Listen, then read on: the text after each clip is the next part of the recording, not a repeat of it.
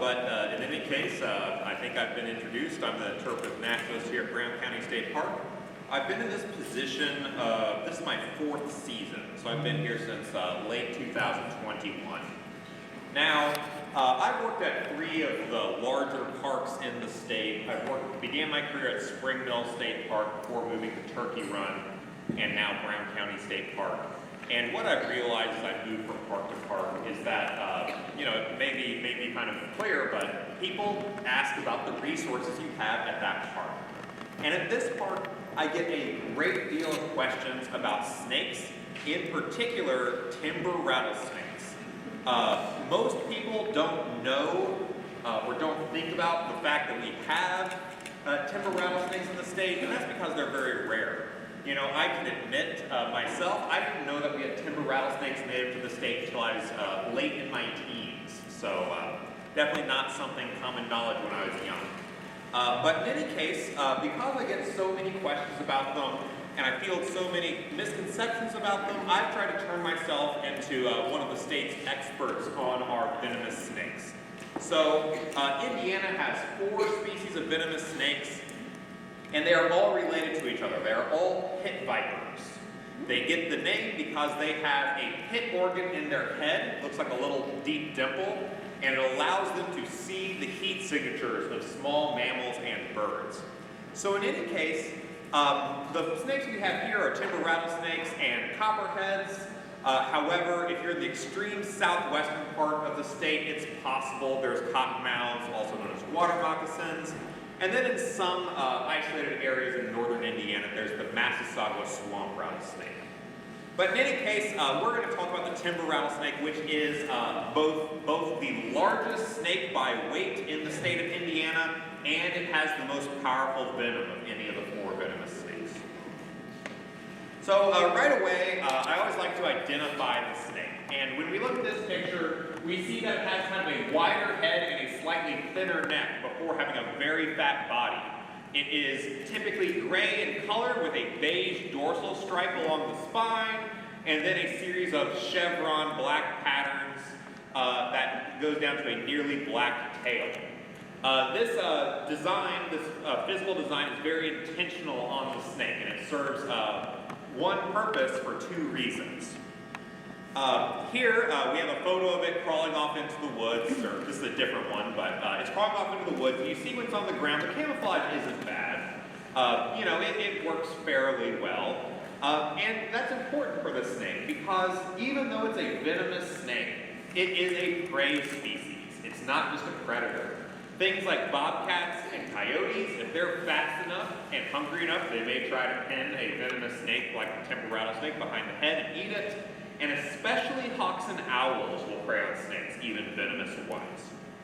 So in any case, we'll talk, kind of lead more into that in a minute, but I'd just like to share a little bit of background, because I've dealt with a great deal of misconceptions about the snake, like that we introduced them here and they weren't native here, and that's really not the case. Right here, we have the historic range map of the timber rattlesnake across the eastern U.S.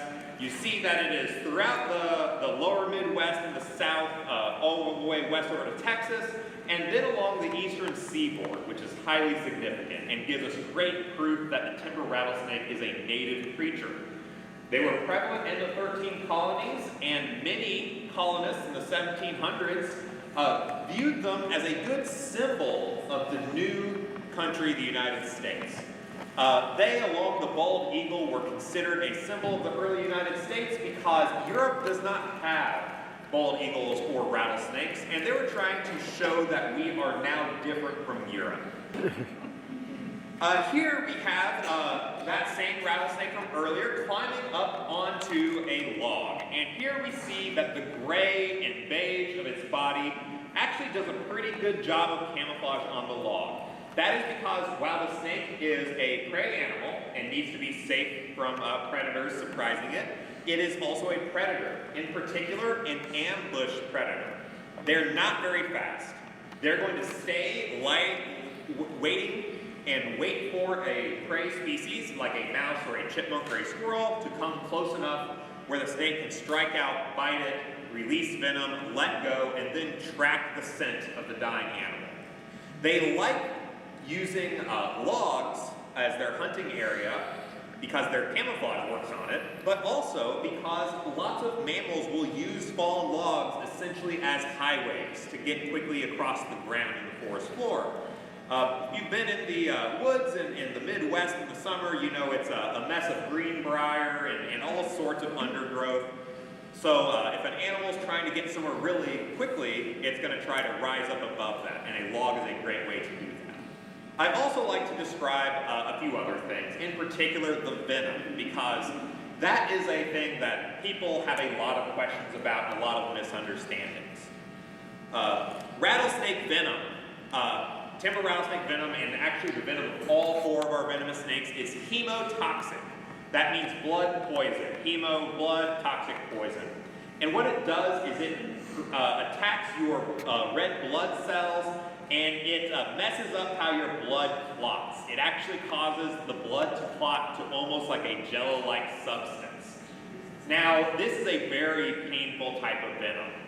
It's extremely painful. I've had it described to me by a couple of different people. I've never been bitten by a hemotoxic snake myself. However, I've had one person tell me that it felt like a chemical fire within their blood vessels. I had another person, a lady from South Carolina, tell me she had been bitten by a copperhead, which is the same type of venom. She was in the hospital for 6 days and said that the experience was more painful than childbirth, and I'm willing to take her word on it. However, while it's very painful, it is not fast acting. And that is because the venom is an offensive weapon. It's meant for hunting. It's not meant to defend itself against predators. It is designed to kill a small mammal quickly.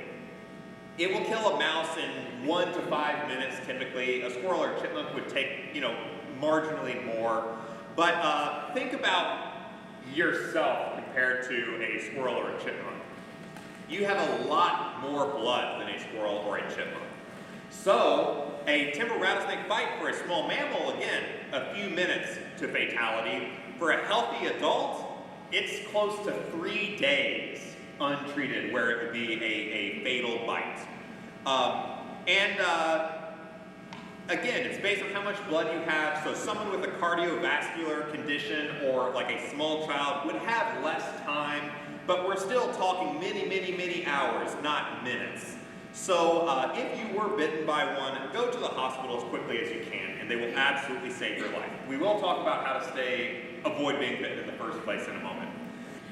Now, I do like to give practical advice too. I do like timber rattlesnakes a lot. I think the venom is fascinating.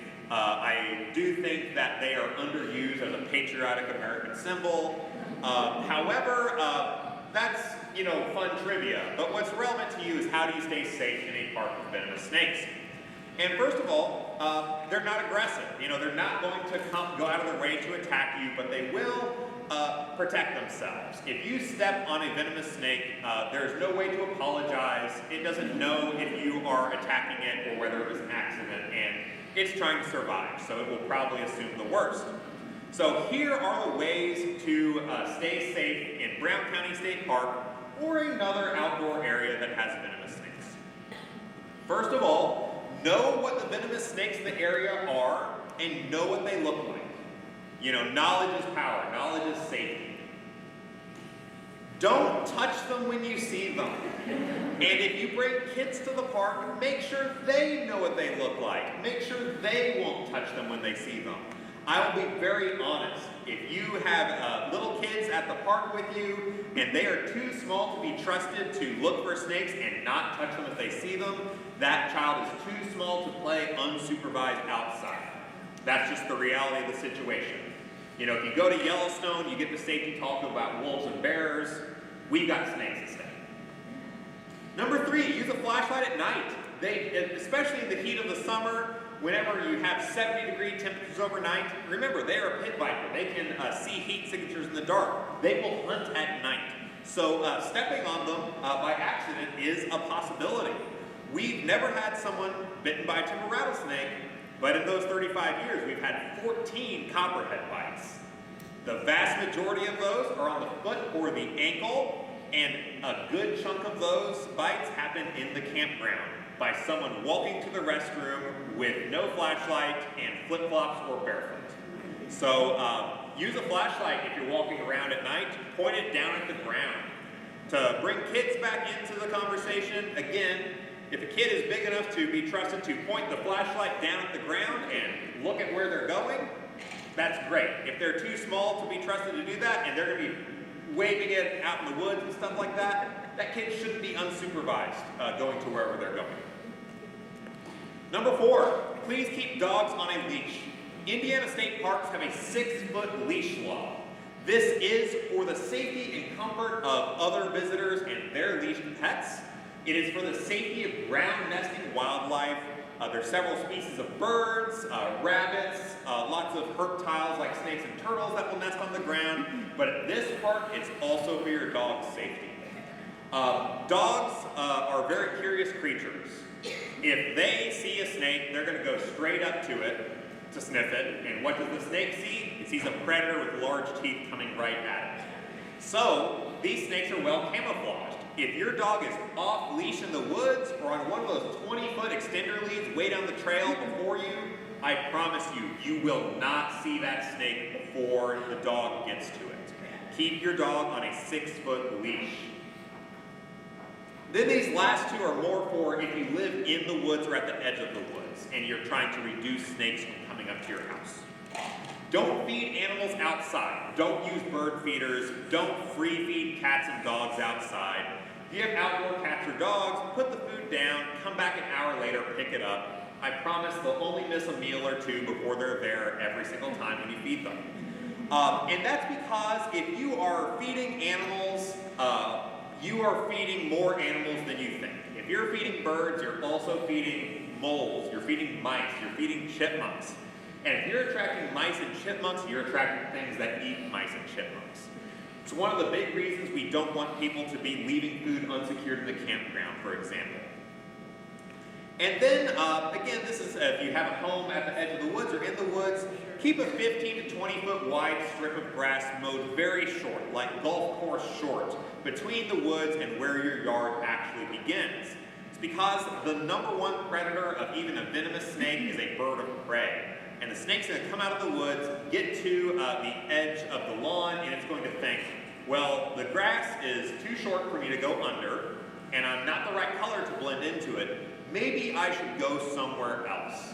It's not going to completely eliminate the possibility that they would come into your yard. It will reduce it. And I have my live timber rattlesnake with me. So with a group this big, I can't really show her off properly. However, what I'm going to do is I'm going to pick her up with a couple of snake hooks and stand way back here. If you want to come up here and stay a good 10, 12 feet away and take a picture, once I'm done with questions, you're welcome to do that. It's a very safe thing for me to do, but again, please keep a good 10 to 12 foot distance. So in any case, at this point, I'm happy to answer questions. Did you say whether or not you've ever been bitten? I've never been bitten by a venomous snake. I've been bitten by non-venomous snakes, but never a venomous one. Yes? Are these snakes, are they territorial? Not towards each other, really. The only time they really get into conflict with each other is during the mating season. So I always mean to put a video of that into this presentation just because the way timber rattlesnake males behave in the mating season it's honestly fascinating and kind of funny. So male timber rattlesnakes are much larger than the females. They get very fat. And the reason for that is it's similar to how bucks grow their antlers and spar during the rut. Timber rattlesnakes, their sparring is gaining a bunch of weight. They'll find another male timber rattlesnake, and then they'll rear up the first third of their bodies, and they'll just smack into each other over and over and over. It's like sumo wrestling for snakes, and eventually the smaller one gets tired and it goes somewhere else. Yes? I'm curious about like the reproductive cycle of the snake. About how many eggs do they lay in a clutch? How long do they take to hatch? They don't lay eggs. So here's something endearing about timber rattlesnakes. They actually have live birth, and the mothers exhibit maternal behavior. For about the first 2 weeks of the baby timber rattlesnake's lives, they will follow the mother around and observe her behavior. She's not hunting and feeding them. She's just showing them, what does a timber rattlesnake do during the day? You know, how should you spend your time? So we have documented that on video where a mother will be leaving her den, and then the babies follow her, and she returns in the evening, and they're still following her. So they will have about 12 at a time, and they don't have their first clutch until they're about 6 or 7 years old. And then they'll only have 2 or 3 clutches during their whole life. Question? Yes. Medical research. Why on earth would snake venom have applications in medical research? Well, hemotoxins, for example, again, it messes with how well your blood clots. So it causes the blood to get too thin, then too thick, which for a lot of treatments, cardiac arrest, heart problems, strokes, you do want to be able to control how thick or thin the blood is. So it can be helpful to research how to target that effect. Other types of venom, neurotoxins, cytotoxins, proteolytic venom, they attack specific types of cells in your body. And that is mostly used in potential for cancer research. Imagine if you could have medicine derived from snake venom that attacked only cancer cells. That would be huge. That'd be a huge breakthrough. They're trying to do it. Absolutely. And then, hand back there. So they will be coming out in the spring, that they're from their hibernation. So when should we be looking for them as we're hiking through the woods? I'd probably start looking maybe in the next week or two. They need overnight temperatures to be consistently about 50 degrees at minimum. And we're about to have another cold snap in a couple of days. So I've seen a couple of smaller non-venomous snakes out, but I wouldn't expect to see copperheads or timber rattlesnakes until later in April.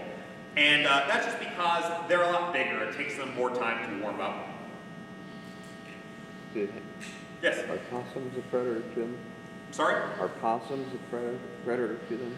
Possums can definitely eat venomous snakes. They can resist the venom.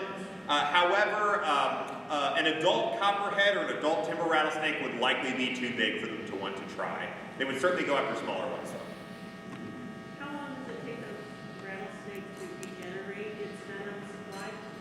That I'm actually not sure. I would speculate we're probably talking, a day or more, just because of how cautious they are with using it. But I don't actually know exactly how long it takes to regenerate if they completely empty their venom.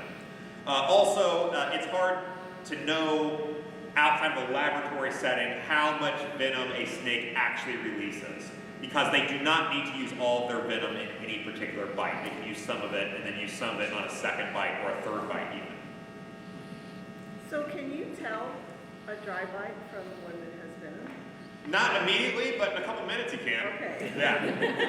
Because a dry bite will hurt like a non-venomous bite. A venomous bite, it will swell, and again, it will hurt more than you have experienced before. Yeah, that's how it's been described to me. I've been told it doesn't matter what kind of pain you've had before, this is worse. I was in Arizona last week, and they went to a snake talk, and they said that there's snakes there in the wintertime. Of course, they're all dipped up together, and on a warm day, like one snake will come out, kind of warm itself up, and then it'll go back into the den, and the others kind of bundle around it to get the warmth off, and then another snake will be real good. Do these snakes do the same kind of thing? I'm not sure that they do, but that actually makes sense. So first of all, when snakes hibernate, they're not hibernating, it's similar. Hibernation is essentially when you fall asleep at a certain time of year and you wake up at a certain time of year. What reptiles do is called brumation, when you fall asleep at a certain temperature and wake up at a certain temperature. So it's possible snakes will wake up in the middle of winter. I've seen water snakes in February at Turkey Run State Park out in the wild. It also, would they use a warm substance other than the sun to warm up, like a snake that had been outside? Absolutely. And I know that just because my non-venomous snakes, if I have a field trip and I take them out to the picnic shelter for the kids, if it's 50 degrees, that snake is hugging my arm as tight as it can. If it's summer and it's 80 degrees, the snake's more likely to be like wandering around and moving and not trying to have skin-to-skin contact.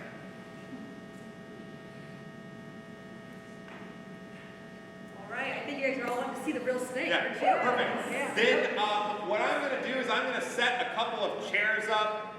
It's not a literal barrier, but since we don't have any kids, I think I can trust you all to not go past the chairs. Whenever I do this for kids, like I literally have a table in front of me that I stay behind and all that, and as soon as one gets up, the snake goes away and it doesn't come back out. So I can, spend a good 20 minutes doing this if you want. I have the time. If you think of other questions, I'm very happy to answer them. So you're going to pass them around, right? Something like that, yeah. I do need to get the snake out now, so everyone check under your chairs, please. I forget where she is. All right, so what we'll do while Eli's getting set up, first let's give Eli a hand.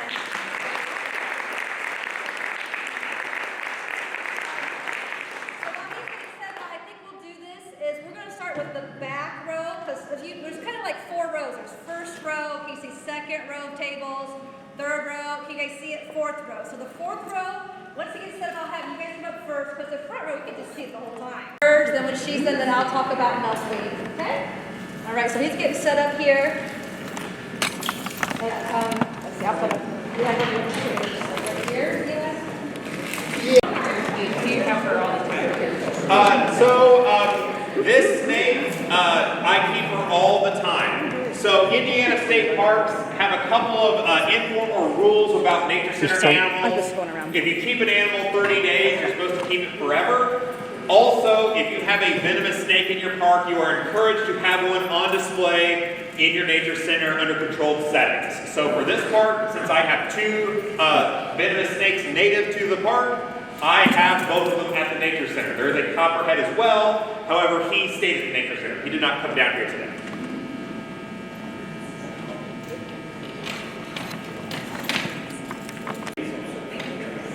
Is that supposed to be a timber rattler? Yes. Sign or something wrong. Yeah, the pattern is also bad on the don't turn on me flag.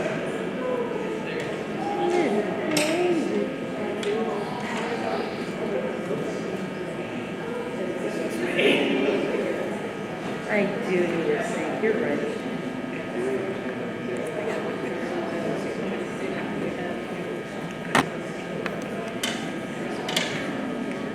And is her dorm room?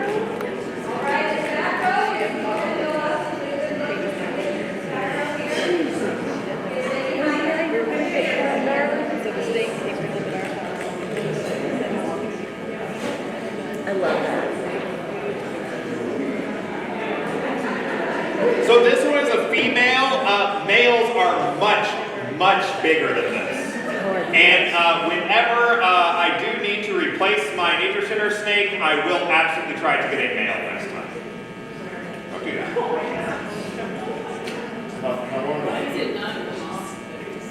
Oh, she doesn't want to fall. She doesn't want to fall. Rattlesnakes are not climbing animals, so she is not interested in falling. She doesn't really know how far it is to the ground right now. So she is trying to get onto the hook handle, as you can tell, because it's a little bit more of a solid surface for her. Yeah, I'm with 2 hooks I can handle her. She can come towards me, but she won't be able to actually get to me. Why isn't she running? She's not particularly afraid right now. This happens to her a lot, to be honest.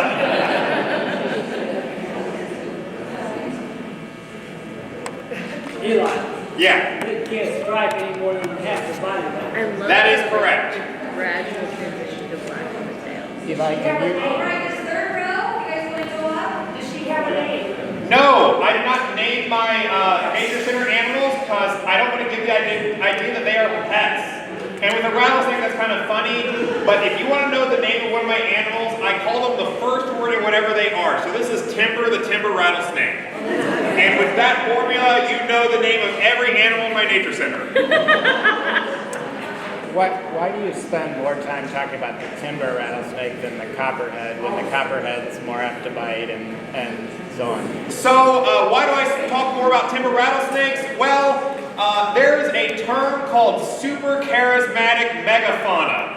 These animals are larger, they are more venomous, it is a deadly bite as opposed to a marginally deadly bite, which means there's just a lot more interest in them. People think there's a bigger cool factor for a timber rattlesnake than a copperhead. I do talk about copperheads quite a bit, but to be honest, the two snakes, while they're different sizes and they look different, they're fairly similar in how you need to treat them.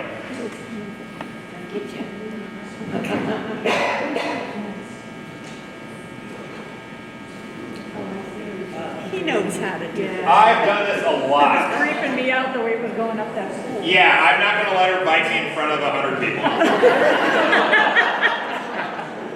We're embarrassed. That would be a lot of paperwork. Yeah, I mean, if I get bit by one, I'm actually probably going to get into trouble. Like, I'm literally not supposed to get bit by them. And I'm trained. If I get bit by one, it means I was being careless. Yeah. I mean, I've never actually weighed this one. Just because she's out on the end of the poles, like her relative weight just feels like a lot more. It's like, carrying a gallon of milk at arm's length as opposed to, up next to your body.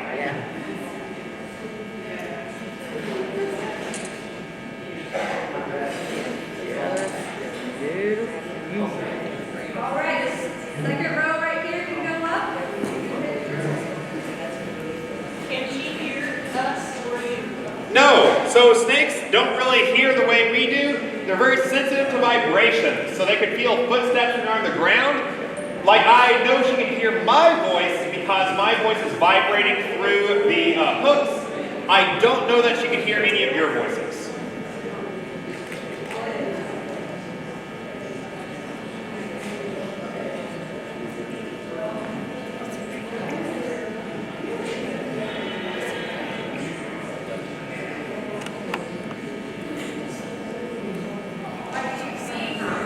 Mice. She gets live mice. Are you still doing your feeding demonstration today?